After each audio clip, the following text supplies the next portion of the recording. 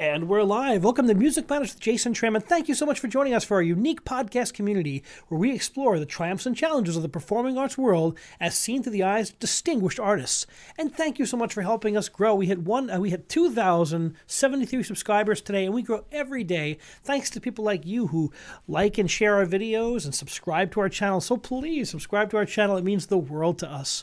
We have a wonderful guest today. We have Miss Misha Penton, who's a very original composer, singer, artist, and kind of visionary who's doing a lot of different work, and delighted she can join us from Houston. Welcome, Misha.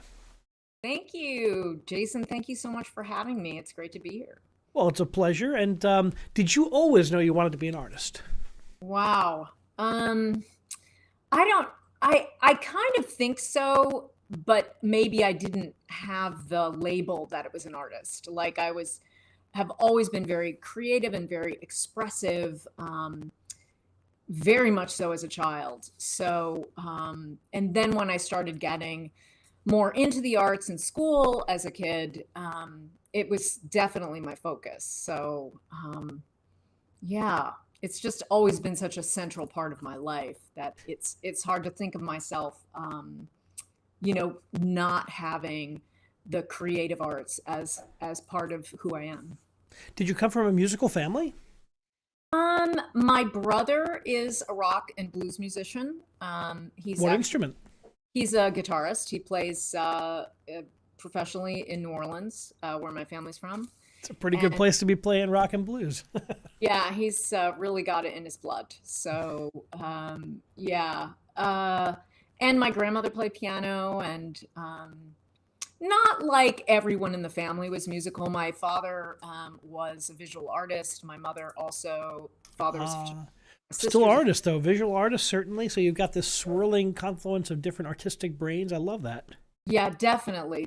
My sister also a photographer, and so I was around a lot of that. Like I'm a painter also, so the multi arts are something that has always been part of kind of my practice and my interests.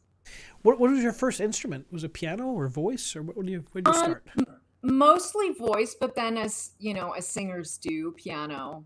I do play flute, or I should say have historically played flute, and recorder and that kind of thing. But yeah, I guess all the winds, as they say, the wind instruments. But voice really, I think, was from the very beginning kind of my focus. Who were some of your inspirations when you were starting with as a singer? Was it the classics? Was it pop? Was it rock? Where did you hear your first artist inspired you? I think probably Hollywood musicals, movie musicals. Really early on, like singers like Barbra Streisand and Liza Minnelli, and those when they were really super young, singing like the really cool jazz standard albums. My dad was really into jazz standards and those kinds of things, so I was hearing a lot of that, and really American musical theater was a really big influence for me early on. And then my brother, being a guitarist, he's quite older than me, really. I was hearing heavy metal, I was hearing Led Zeppelin and Black Sabbath, and so this confluence of influences. Classical music kind of came a little bit later for me, sort of high school. And that was mostly through chorus, choir in high school, and voice lessons and that kind of thing. I started sort of gravitating in that direction. Also very influenced by theater and film. And dance. I love great love of dance. I trained seriously in ballet up into high school. So So That was really, your upbringing and your kind of surrounding by tons of different arts and your inspiration has paid off, because when you watch your music videos, it's a confluence of all of those things: the visual, the artistic, the visual, the dancing, the music, the layering of sound, the contemporary influence, the opera influence. I heard certainly. So all those things have helped create this kind of unique style that you bring. Yeah, thank you. I think so. I mean, I think that all of us, as artists or creatives, you're kind of a sponge, especially earlier on, as a kid and in your early training, you're taking it all in. So it's thank you. It's nice to sort of hear that reflected back, because I think it's really always very interesting, the influences that go into work. And I think some of them are even subconscious. They sort of filter in, and they come out in unexpected ways. I have a similar love of contemporary music. I when I got to high school, I was a very good tenor. So what do? They give you get voice lessons. They push you towards opera and classical music, and musical theater. Musical theater is a lot of Americans' first engagement with music for the stage. So that's our chance to get we. Once you fall in love with the stage, it's a given, and then a voice teacher says you'd be good for opera, and push you in that direction. So you kind of, I think it's really important in America, especially in America, we have that. Usually contemporary music is our first engagement with the art. And Yeah. I'm always interested. I'd say like 70 to 90% of the singers I've interviewed, and we've had lots of opera singers on the show, like they get their first steps in musical theater, then they grow into a love of something else. But I think it's getting on the stage, and and there's nothing. And I love rock and roll. I think rock and roll is. We've had a lot of rock artists on the show, and I'm always fascinated by the artistic process for the rock artists, because I always tell my undergraduate students I'm a frustrated rock star. But Yeah, I am too. I am too. And some of my other influences are, iconic, like Annie Lennox and Kate Bush, Bjork, um, you know, those kinds of really visionary and individualistic kind of creative voices, like singular kind of creative voices. I hear Um, that. That's interesting. So when came time to study at the college level, what did you finally choose to focus on? I was predominantly worked in theater. And then I went on I did study voice very, very seriously, obviously. um, my primary voice teachers were very encouraging of my sort of unique or vision for where I wanted to go. I worked with Catherine Chazinski, who's at Eastman now, and Lois Alba here in Houston, she's, I think, in her 90s now, but kind of an iconic Wow. um, opera pedagogue, but also had this really cool career in the 70s, I think, in Europe, 60s and 70s in Europe. So a lot of really cool teachers. Also studied with Richard Armstrong, who was part of the Roy Hart um, sort of wing of experimental voice. He was at Tisch School of Arts at NYU for a long time. He's emeritus now, and so just these sort of influences, very influenced by theater voice work for sure, because um, my vocal work is grounded in classical technique, but I have a lot of interest and expression that comes um, through extended techniques, which kind of have a close relationship with vocal training in theater. So expanded and extended use of the voice. So that's kind of very heavily influenced by theater, I should say. So once you And come into this college or the university kind of, settings, who are some of the new composers who like really fired your imagination? Because I know when I got there, the first time I was exposed to atonal music, because at the time I'm old. At the time I got to the university, all of my professors were of the generation that were trained by the former atonal composers, and that was like the language of academic composition. But there were a couple avant-garde people who were like daring to start in the minimalist style. And nowadays you see such a polyglot at the university level of who's and what style and what kind of genre. But I always find it interesting what inspires a young mind when they get there. I'm trying to kind of think back, because so much of what I was doing earlier on with theater and voice, I was creating even early on some early pieces for myself. Love the Was always very drawn to alternative notation, and and and so alternative notation and extended sort of work. I didn't really get into doing a lot of contemporary music until later on, where I was working with composers that I knew also.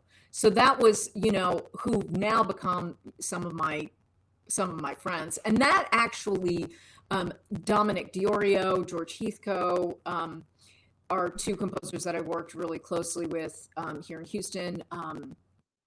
Elliot Cole, who's in New York, I worked early on with on a project called Selkie in 2010 or something.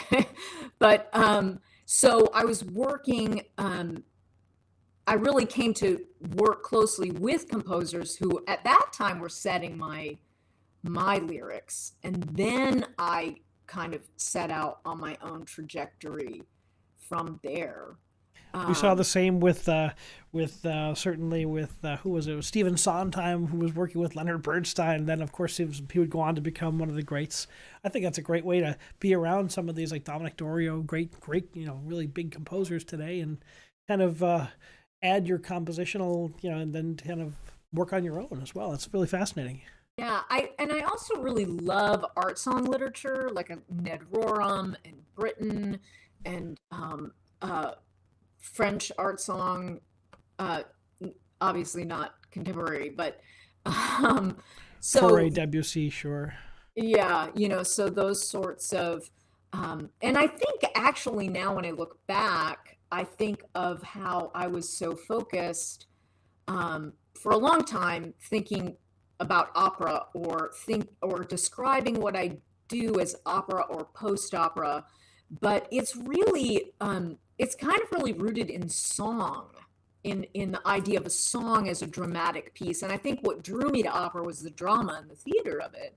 But songs certainly have that, and music video certainly has the ability to have a dramatic element. What do you think of the term postmodern? You hear that all the time, like postmodern composer. And I was going to put postmodern in the title, but I'm always like, what does that actually mean? Because we're alive and we're writing and we're engaged in the art today. What does that mean to you? I kind of associate postmodernism with a particular movement in the late after the mid 20th century. It's a particular sort of irreverent rejection of kind of things that have come before, and also it's referential, and there's a lot of to me a lot of sort of tongue-in-cheek about it. There's a cheekiness about postmodernism, I think. I think of it as a historical movement, I guess I should just, and I think that we're all someplace else. We've moved kind of into postmodernism. Is there a term for that? What's the term when we got the circles these days? Contemporary is always now, right? So contemporary has the denotation of like being, like R&B and hip hop, and so it's Right. complicated, right? It's always complicated, and especially when the music cross boundaries, which is, I'm always, these conversations are always interesting to me. I like the term post-genre. I think that's kind of a Ah, cool term. Um, it kind of, to me, means that not that it could be anything really, but that it's has many influences. I like that post-genre or post-genre. Yeah, yeah, Yep. yeah. So, what are some of the genres that fire you up when you're not writing and composing? What are some of the things you like on your iPad, on your iPod? What's on the what do you Gosh, listen to for fun? there are so many cool things out like musicians that you can follow on like Instagram who are just, I've been following a number of musicians from the Middle East who are really just, not that the music doesn't really, it's not that it's foreign. I mean, it's foreign in a sense, but it's just not something that's in our everyday. And with the internet, it's super cool because you can find these people who are doing all of this amazing music from all over the world that you would never encounter. I had a guest on the show who just kind of blew my mind. He was a specialist in all of the stringed instruments of various cultures. The tar, he could play all of them. He knew the history, and he demonstrated on all of them. The sitar, the various, and he'd never been there. I'm like, what? He lived in upstate New York, and he's been there, and he teaches at Bard, and he plays at Bard frequently, but like he's never been there. I'm like, I just assumed he studied with a master player in all of these cultures. It turns out like he's just learned them and like adapted the styles and became really good. But like, regularly people in those cultures will reach out to him and say how much they enjoy his playing. That is it, that's so super cool. That is That's so, post-genre in itself, isn't it? yeah, absolutely. And I think and I follow like it's because the internet is kind of this crazy amalgamation of things. Like I follow a couple of artists um who are heavy metal singers, like this screaming, growling singing. And they're two women, and I'm just kind of fascinated by it. And they teach like the technique of it, and it's like all about this vocal health. Like there's a whole world. Like that's the thing. There's a whole world of all of these different genres and all of these different people doing amazing things. Ivor is this really great, I believe I want to Icelandic, I believe. Hmm. I discovered her accidentally because she did the singing for the theme song of The Last Kingdom, which is this Viking show. But then I was like, okay, Oh, who I've seen is The Last this? Kingdom. That's interesting. Okay, I didn't know she did that. Yeah, John Wow. Lund did the music for it. And she sang on the theme song, and then I was like, wait, who is this? And so now, I follow her. It's just this beautiful kind of pop rock that's very influenced by the folk music of that part of the world. So, yeah, there's just people are just doing such cool things, and you get a bird's eye view, when you follow them. So that's really super fun. And And I you went on to do your doctorate, and what was your doctorate focused on? How did you narrow down your very wide and broad focus and find that specific topic that you studied? Yeah, that's a really good question because that's the hardest part of it. Is it's way narrower than you think it's going to be. So, it was really about the relationship of vocality and sonority to text, and how through an embodied vocal practice using my own poetry, um, that I compose with and through the voice. So that was the nature of the work, and it also included a portfolio of creative work. So that was highly influenced by actually the philosophy of Yulia Kristeva, and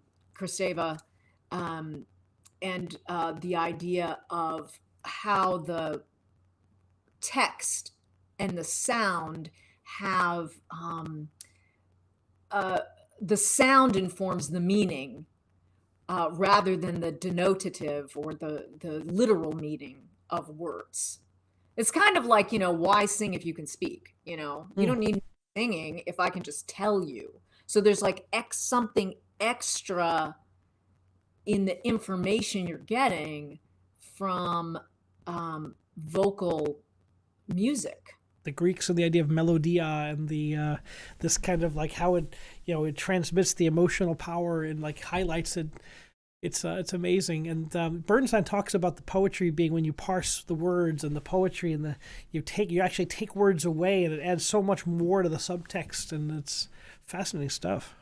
Yeah, and in some of my recent pieces along the lines of what you just said about taking words away, some of them are based on just a phrase, just a few words. And I also have a number of pieces that are micro works, and that's something that started even before the pandemic. And those have expanded into songs, but there's sort of this idea of brevity, or, it's almost like it's micro, but it's macro, as in it's like zoomed in, to a little detail. And I also, like a a photograph of a raindrop on a pedal.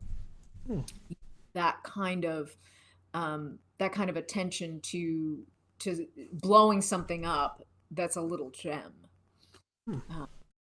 So Yeah.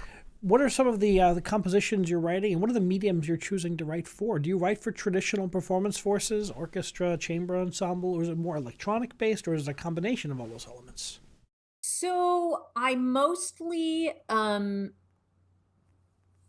write work from my own voice. So I write vocal, like a lot of my earlier stuff was, like I said, working with composers, and they were chamber pieces, very small chamber pieces. And then I put out an EP in March of 2022, where I collaborated with Chris Becker, who's a composer who's been on your You show. just had him on. That a great guy and a fantastic colleague. Yeah, I collaborated with him and also with George Heathcote, who is a composer and a guitar player, and created the work based on the voice, and then had them add their work to it that I shaped in the recording process. So I use my recording studio as an instrument. So to the point of your question is that most of my work is voice and synthesizer. That's what I'm using now. So it's electroacoustic in a sense, because the voice is still acoustic. And I do a lot of voice multi-layering. I haven't electronically manipulated my voice highly. But now I'm kind of thinking, oh, maybe I should play with that too. It's interesting what you can do. I mean, it's just fascinating with like the tools we have that were not there. Like when the classical composers or romantic composers are writing, and one thing we know about all of those composers, if there was something they could work with, they would. Yeah. So if you have, it's interesting to see when you start playing with new ideas and trying new things out, and some of them are going to work, and some of them are going to be maybe not so much, but. I think that experimentation is fascinating. Yeah, I definitely think you have to kind of let that inner critic go and allow the creative process to unfold in a way in which you can later come back and say, okay, I'm throwing that out, I'm throwing this out, I'm keeping this. And that's, to me, that's kind of the basis of the work is really letting the creative process unfold and not controlling it too much. Um, I've done that a lot with the collaborations I've done, whether they were live or recorded pieces, is kind of this idea that's borrowed from theater, which is devised work, where a number of artists, perhaps in different disciplines, come together, um, and the work is shaped by the people involved, but in a way that's very intuitive. It's kind of difficult to describe. It's the way that, improvisation kind of works. The basis of improvisation is kind of letting the impulses emerge. Wow, that's fascinating because you take artists from so many different disciplines. They have totally different ways of thinking about everything, right? And I just love that because I conduct ballet, and that to me is always fascinating because as a conductor of opera, my role is very different. As a conductor of symphony, it's very different. Working with the choirs, very different. But ballet is like another planet for me, and it's just interesting to have to collaborate with artists. I just love creative minds. To me, that's my favorite thing to do. So do you find that it's I liken it to we have a lot of Nashville singer-songwriters on the show, and they get together often, and I call it speed dating. They get together and they try writing a song right there in the moment, and sometimes it works, sometimes it doesn't, and sometimes those go on to become humongous hits. So I just think this kind of like pairing people up and seeing where the creative juices flow, I think it's pretty fascinating. Yeah. Yeah, that it's really, really fun. I've done a couple of projects that are close to my heart that are like that, where I worked with a few people who knew me well and I knew them well, and we were able to create like a really special thing that was really interesting um, in a live setting, and it's very dependent, in my opinion, on who the artists are. I think that the idea for my work is that I can't really cast it and recast it. It's kind of like it matters who it is, who were the people who were creating the work with me. Certainly, in the live work that I've done has really informed my process, and having artists to collaborate with who, even tacitly, just we really just get each other. I know this is so it sounds so like esoteric, um, It's very but they're practical. It's very practical. And as a conductor, it's like, boy, like when I do a commission, it's very important that the whole team is on the same page, right? That everyone has the same kind of creative goals in the end, and then you can see where the where the direction lies. But it makes sense as a producer and conductor. Yeah, definitely, definitely. And I think that it makes the whole process easier, is a dangerous word for an artist, but it facilitates, I Removes the think. obstacles that can be real sticking points. That makes sense. Yeah, What were some exactly. of those live performances? What did they look like? What were the forces? What were the kind of what were One of my favorites was a piece I did called Threshold, which I have a music video also that we did of that, and the piece for that for the video is about 7 minutes long, so it's relatively long for that kind of genre, or that medium, I should say.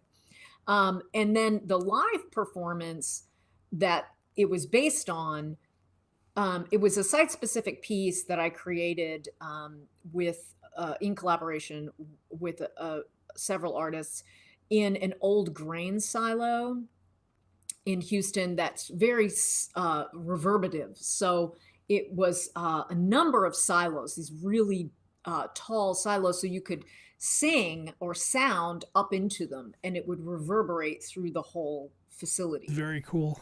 And so it was myself and three other voice artists, and then a guitarist and a percussionist who was using electronics. And it was electric guitar. So the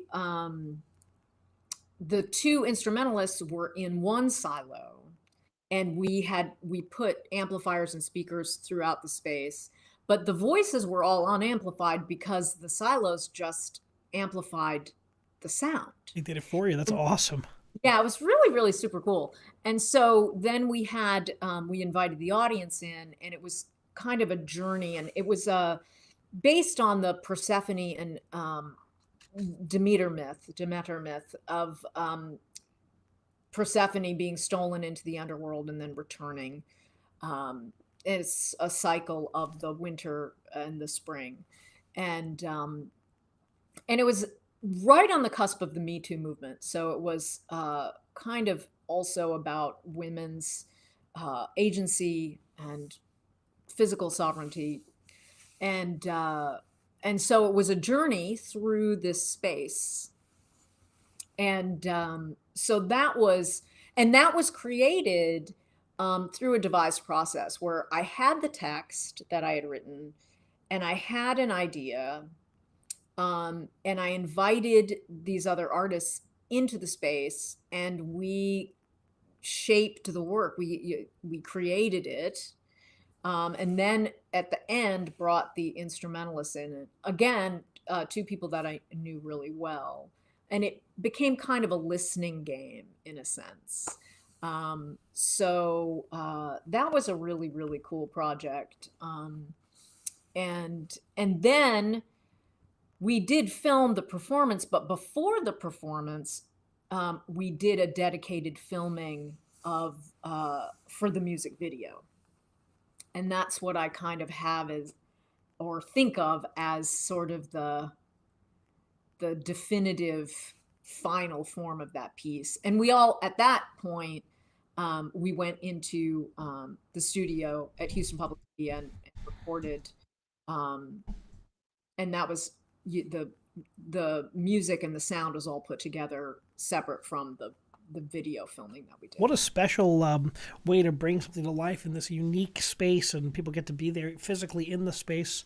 And that's really powerful. That's what the art can do. And I love the way that the Greek myths can be reimagined, and kind of they're so universal in their storytelling that they can kind of still be incredibly relevant today. And I in opera certainly, but certainly in any kind of medium and art form. Yeah, I'm very influenced by the Western theatrical canon and mythological canon. So earlier on, I mentioned Dominic Diorio. We collaborated on an opera, chamber monodrama, really, Clytemnestra, that I wrote the libretto for. And so that was a reimagining of this heroine, really. And so point being is that I have I'm very interested in the reinterpretation of mythological, particularly female characters. I've done a number of projects that those kinds of really strong, kind of iconic women have been featured. So powerful stuff. Now, I saw that you made your directing debut with the Houston Grand Opera. Tell us about that project. That was Houston Grand Opera did a set of 3 web operas, and I directed and edited one of them, and was the composer. And I collaborated with her also on the libretto. And it was a South Asian love story. And Emily Wells was the producer, and she really gave me this amazing kind of free rein creatively.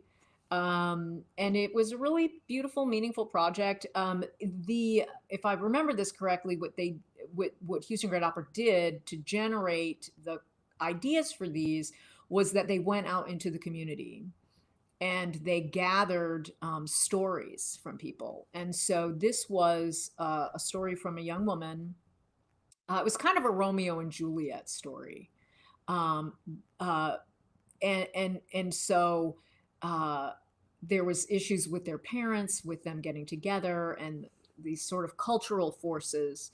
And I think it was a very sensitive telling, because it really honored, uh, you know, the traditions that were sort of in tension for this young couple who did ultimately end up together. So it's a happy ending.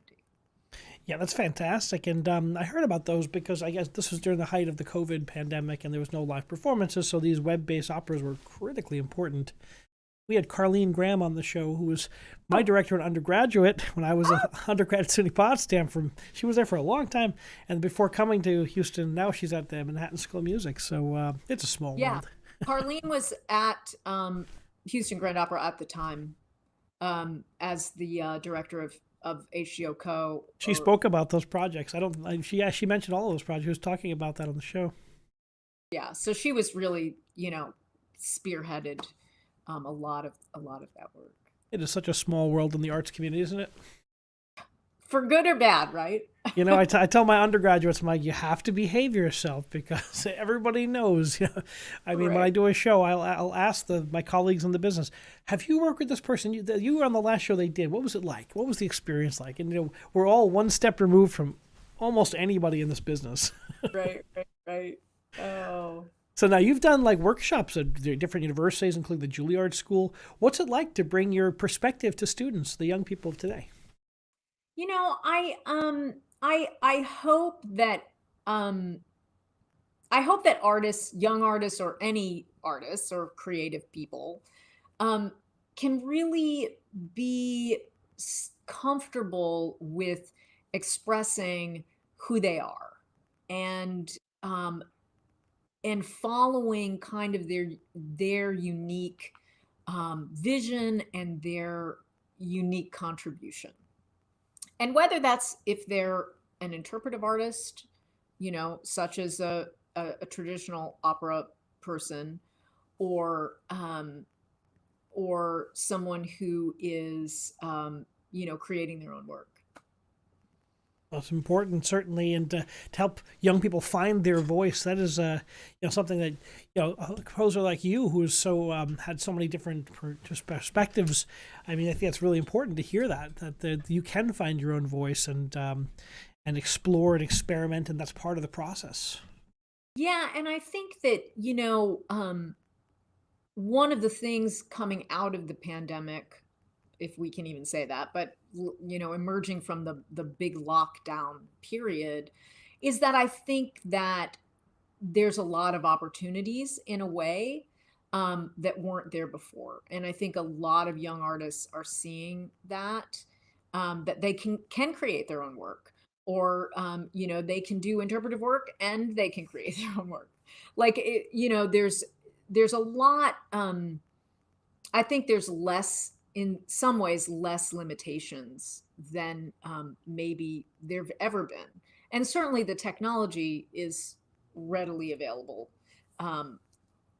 So that makes it a lot easier. I mean, my iPhone is undoubtedly way more powerful than, what the Beatles had to do anything. Unreal. It's really unreal when you think about the fact that we can have a podcast like this, like streaming live, and it's just on a couple computers, and you're in Houston, here I am in New York, and it's just like so seamless, and it's just incredible, the technology, how that's changed our lives and continues to change our lives. Yeah. And I think that that's another thing, is being curious about the tech and to continue to grow with it. I'm tech savvy, but I'm not like a gearhead, So I really love my home recording studio, and I'm always wanting to learn more about production, whether it's audio or video, and those resources are all kind of pretty much at our fingertips really now, and so it's it's relatively easy to learn, or to, the entry level to making your own music and videos is easier probably than it's ever been. The first steps are always not that bad, but then the mastery takes a lifetime, right? Yes, the I tell mastery. everyone I teach undergraduate conducting. I'm like, I can teach you the gestures in about an hour, but the application, that's something totally different. Yeah, the mastery is different for sure. Got to be in And the trenches. I think that's another thing, is putting the one grain of sand into the bucket at a time every day, right? Like a practice. You have a practice.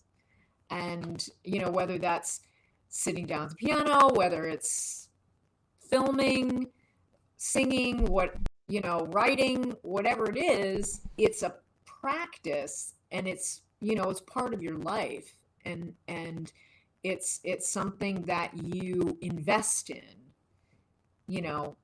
every day. It is a discipline, right, and not a choice. Now, with someone like yourself who does a lot of different things and is good at a lot of different things, how do you find time to do the directing, the acting, the composition, the mixing? How do you schedule and how do you structure your life? I think that, well, usually the video part of it is concerted. Like it comes at a point in the project where where the music is finished, and so that's I do collect a lot of video, um, either from my iPhone or my cameras, just as I go along in life. It's a part of my practice, like I just said. So vocally, I work every day vocally, and I have things that are in different stages. Like I have a number of pieces now that I've have the final mix for. And then I've got another piece that's kind of like 3/4 of the way through um, through its cycle, until I think its doneness, as I should say.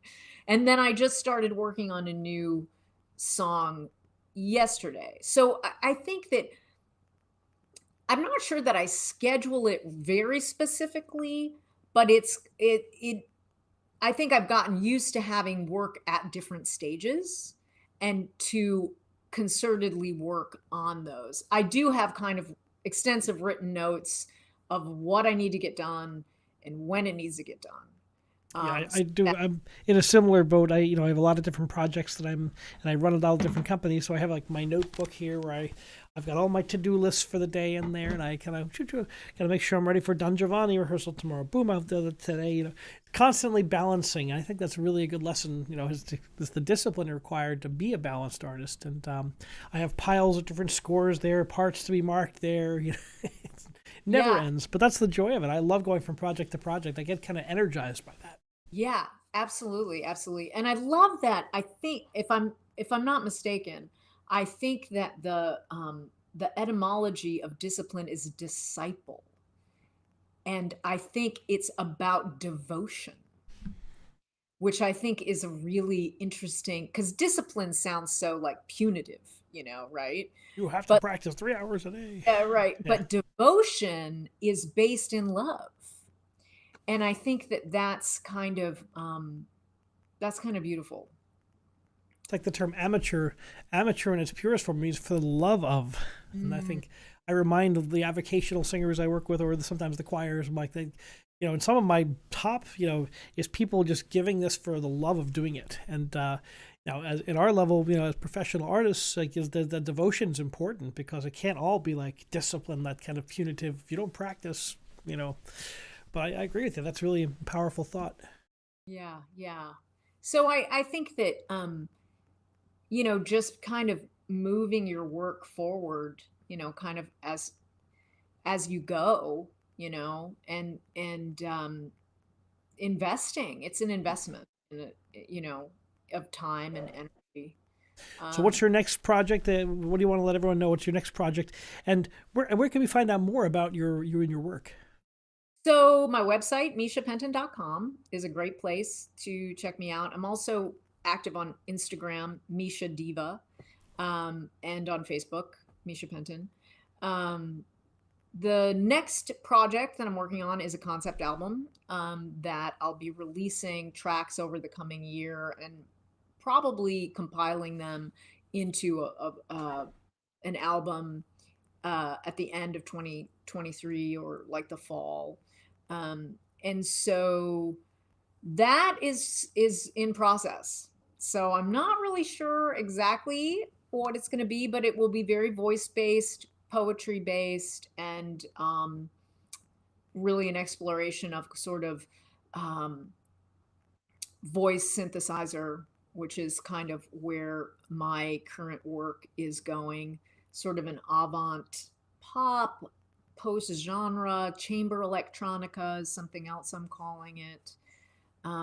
So that's what I'm working on. And I also frequently release micro works and micro videos on Instagram and Facebook fairly frequently.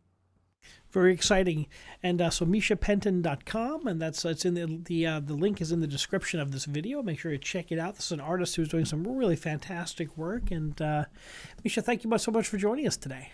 Thank you so much for having me. I really appreciate it. Great to meet you, and I hope we meet together live sometime to chat about music. And next time you're in the East Coast, or I'm in the out West. Yes, absolutely. Thank you. Continued success. You too. Thank you for joining us on Music Matters with Jason Tramm. Please remember to subscribe and smash that bell icon for the most up-to-date information on our upcoming guests and topics. Like and share our videos, and remember, keep music alive.